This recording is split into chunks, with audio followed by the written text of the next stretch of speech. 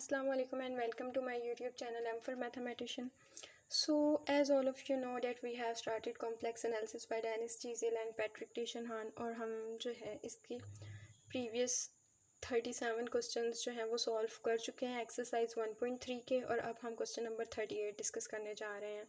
तो ये कह रहे हैं कि हमारे पास जो कॉम्प्लेक्स नंबर्स हैं जो कि क्वेश्चन नंबर 37 में गिवन है, यानी Z1 और Z2, हमने इनको ही यूज़ करना है और हमने वेरीफाई करना है कि हमारे पास जो आर्ग्यूमेंट है Z1 इंटू Z2 ये इक्वल हो argument of Z1 plus argument of Z2 के। एंड इसी तरह बी पार्ट जो है वो भी हमने प्रूव करना है। सो यहाँ पर जो है पहले तो हम कॉन्सेप्ट समझ लेते हैं आर्ग्यूमेंट क्या है। सो बेसिकली हमारे पास जैसे अपर केस था या कैपिटल आर्ग्यूमेंट जो था कैपिटल था वो प्रिंसिपल आर्ग्यूमेंट था, और वो माइनस पाई और पाई के दरमियान में लाई करता है, यानी वो माइनस पाई से बड़ा था एंड पाई के इक्वल भी हो सकता है एंड पाई से छोटा था। सो पाई यानी हम ये कह सकते हैं कि greater than minus pi and less than equal to pi. So lower case जो है हमारे पास इसे हम आर्ग्यूमेंट बोलते हैं, और ये कोई भी एंगल हो सकता है, लेकिन हमारे पास जो है एग्जैक्ट सेम डायरेक्शन होनी चाहिए। जब हम बात करते हैं मैग्नीट्यूड की तो वो बेसिकली हमें लेंथ दे रही होती है, लेकिन जब हम एंगल की बात करते हैं तो वो हमें बेसिकली डायरेक्शन दे रहा होता है।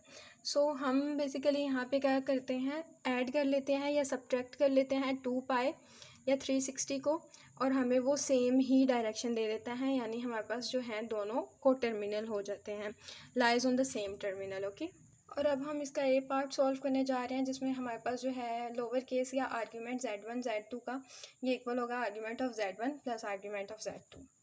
अब क्योंकि मैं ये चीज़ डिस्कस कर चुकी हूँ कि मेरे पास जो प्रिंसिपल आर्ग्यूमेंट होगा या अपर केस या कैपिटल ए वाला जो है उसको हम प्रिंसिपल आर्ग्यूमेंट कहते हैं, वो क्या होगा, वो कोई ऐसा एंगल होगा जो 180 हो या 180 से छोटा हो एंड माइनस 180 से बड़ा हो। सो अब हमारे पास जो हमारे पास आर्ग्यूमेंट होता है वो क्या होता है, जो हमारे पास लोअर केस या स्मॉल ए वाला होता है वो क्या होता है, वो कोई भी एंगल हो सकता है। ओके, सो हम जो हैं वो इस वजह से हम ये कह सकते हैं कि हमारे पास जो प्रिंसिपल आर्ग्यूमेंट है वो आर्ग्यूमेंट भी हो सकता है। इसी वजह से हमने कह दिया कि हमारे पास जो है वो प्रिंसिपल आर्ग्यूमेंट जो है पाए वो आर्ग्यूमेंट भी है, दोनों को इक्वल कर दिया। एंड यहाँ से भी हमने कह दिया कि प्रिंसिपल आर्ग्यूमेंट Z2 का जो था पाई/2 था वो आर्ग्यूमेंट भी हो सकता है Z2 का। सो एक चीज़ ये है कि हमारे पास ये जो आर्ग्यूमेंट है वो कभी भी प्रिंसिपल आर्ग्यूमेंट नहीं हो सकता, लेकिन जो प्रिंसिपल आर्ग्यूमेंट है वो हमेशा आर्ग्यूमेंट होगा ही होगा, क्योंकि आर्ग्यूमेंट का मतलब है कोई भी एंगल।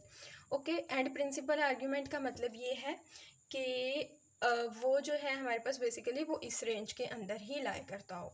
अब हमने क्या किया, एंड अब हमें पता है कि ये दोनों सेम है, इसी तरह हमने जो है वो argument of Z1 plus argument of Z2 find out कर लिया। तो हमारे पास आर्ग्यूमेंट ऑफ Z1 पाई था एंड आर्ग्यूमेंट ऑफ Z2 था पाई/2, तो हमने इसको 2 पाई 2 इंटू 1 पाई, ये 2 पाई हो गया, 2 पाई प्लस पाई ये हो गया 3 पाई/2। सो हमारे पास ये जो है वो 3 पाई/2 आ गया।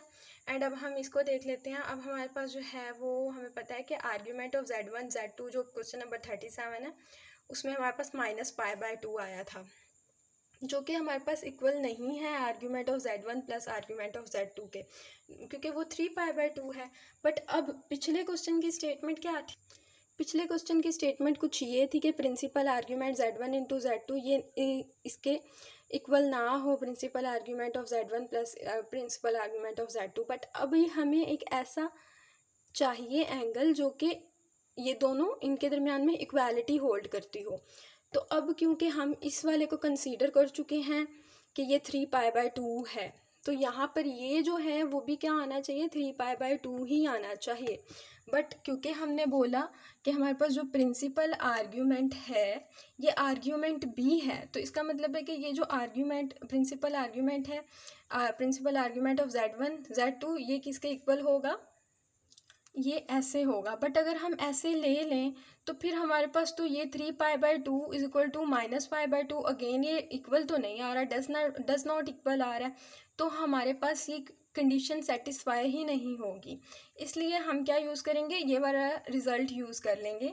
अब हम जो हैं इसमें क्या कर लेंगे, यहाँ पर हम कुछ ऐसा n पुट करेंगे कि हमारे पास एग्जैक्टली जो है वो क्या आ जाएगा, 3 पाई/2 आ जाए।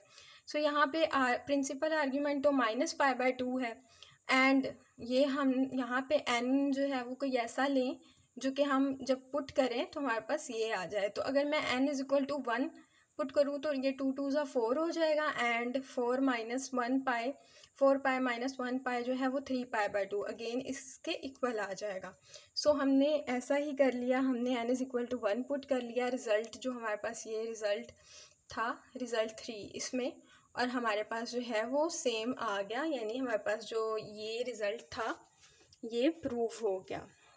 सिमिलरली इसमें भी हम यही करेंगे, हम इस आर्ग्यूमेंट प्रिंसिपल आर्ग्यूमेंट को इस आर्ग्यूमेंट के इक्वल ही ले लेंगे, एंड इसमें हम समहाउ जो है कुछ ऐड या सब्ट्रैक्ट करेंगे, n = +1 या -1 कुछ भी पुट करेंगे ताकि हमारे पास ये चीज़ जो है वो इसके इक्वल आ जाए, क्योंकि इस केस में तो हमें डज नॉट इक्वल प्रूव करना था और वो हमारे पास हो गया था, बट हम उसी ऊपर वाले 37 को ही यूज़ करते हैं, एंड हम यहाँ पर जो है इसको कहते हैं कि ये तो हमारे पास एग्जैक्टली इसके इक्वल ही है।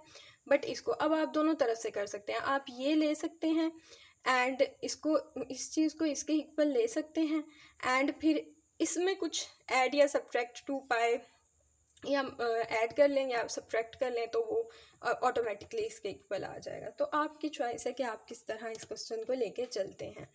तो मैं तो ये जो है इन दोनों को इक्वल कंसीडर कर रही हूँ, एंड देन इसमें कुछ ऐड या सब्ट्रैक्ट हो रहा होगा, 2π ऐड या सब्ट्रैक्ट हो रहा होगा उस रिज़ल्ट 3 के अकॉर्डिंगली, तो मैं वो कर लूँगी।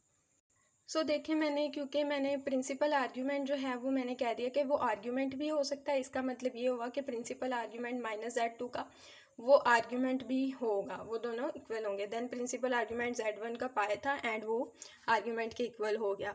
सिमिलरली मैंने जो है वो फिर वैल्यूज़ पुट कर ली इसमें, तो ये मेरे पास क्या आ गया, -3π/2।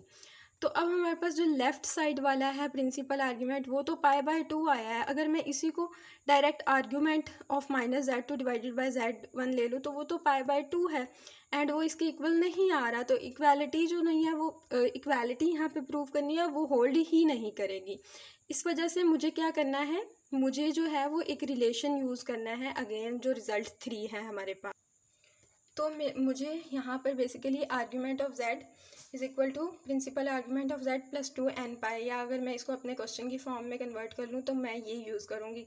अब मैं देखती हूँ कि मेरे पास जो है वो, अगर मैं n = -1 पुट करूँ यहाँ पर, तो तभी मेरे पास जो रिक्वायर्ड है -3π/2 वो आता है, जो कि किसके इक्वल होगा, जो कि मेरे पास यहाँ पर इसके इक्वल होगा, इसके इक्वल होगा। तो इक्वालिटी तभी होल्ड करती है जब मैं यहाँ पे n = -1 पुट करूँ, क्योंकि मुझे इन दोनों चीज़ों को, इन दोनों को इक्वल प्रूव करना है। ये मेरे पास आ गया -3π/2, तो मुझे इसे भी -3π/2 ही करना था, तो वो मैंने इस तरह कर लिया। तो मेरे पास ये आ गया -3π/2। अब इक्वेशन 1 और इक्वेशन 2 से हमारे पास प्रूव हो गया कि हमारे पास -3π/2 = -3π/2, तो ये हमारे पास इक्वालिटी होल्ड करती है। तो समहाउ इन दोनों क्वेश्चन में यही रिलेशन है कि हमारे पास जो है एक में इक्वालिटी होल्ड नहीं करती, 37 में होल्ड नहीं करती है एंड 38 में होल्ड करती है। तो हमें पता है कि प्रिंसिपल आर्ग्यूमेंट जो है वो आर्ग्यूमेंट हो सकता है, तो हम ऊपर वाले को ही यूज़ करते हुए हम जो हैं इसी तरह इसको प्रूव कर लेंगे। बस हमें डिफरेंस यही होता है, जो रिज़ल्ट 3 है हमारे पास ये वाला, बस यही होता है प्रिंसिपल और आर्ग्यूमेंट में डिफरेंस। तो नो मैटर आप अलग से ये जो है आर्ग्यूमेंट्स फाइंड आउट कर लें, argument of z1, argument of z2 बनिस्बत के पिछले वाले को यूज़ करें आप, तो आप बेशक अलग से जो है वो आर्ग्यूमेंट सबके फाइंड आउट कर लें, जैसे हमने पहले 37 में किया है, हमने प्रिंसिपल आर्ग्यूमेंट्स फाइंड किया, या फिर तो आप क्वेश्चन नंबर 37 को ही यूज़ कर, उसके ही आर्ग्यूमेंट्स को यूज़ करके 38 को प्रूव कर दें। So this all depend on how you solve this question. So again this is about the thinking, critical thinking, and so yes, about the analysis, how you see that question. Okay, अल्लाह हाफिज़। हम next जो question number 39 है वो next video में discuss करेंगे इंशाल्लाह। Take good care of your selfs. अल्लाह हाफिज़।